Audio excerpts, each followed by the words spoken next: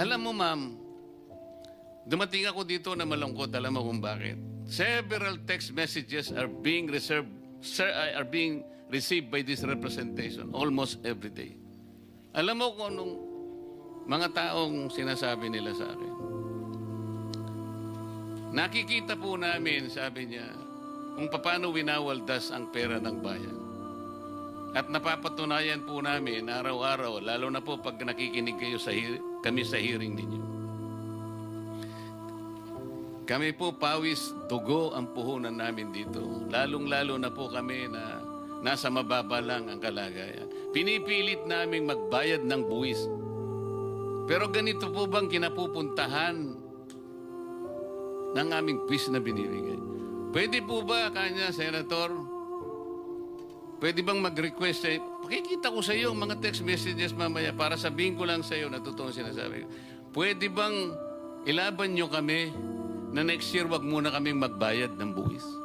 Sapagkat ito palang kinapupuntahan. What do you think I should tell them?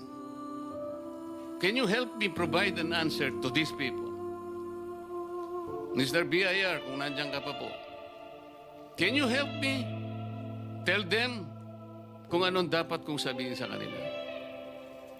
Their observation is valid. Pera po nila ito eh.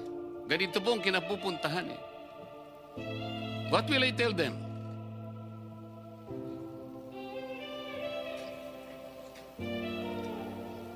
Yes, ma'am.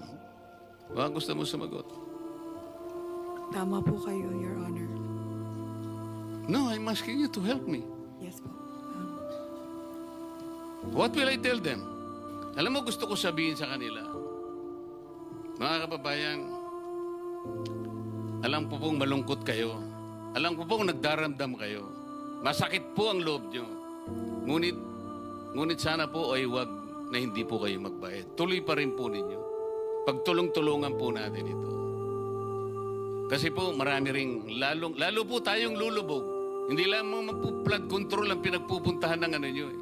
Pati protection natin, pati si PhilHealth, pati po sa education, lahat po eh. Sana masabi ko lahat, sana maniwala sila, sana hindi sila magalit sa akin, sana tanggapin nila ang sasabihin ko sa kanila. Pero kayo po dapat eh. Kayong nahaharap dito eh. Do you have anything to say? Yusek Kati.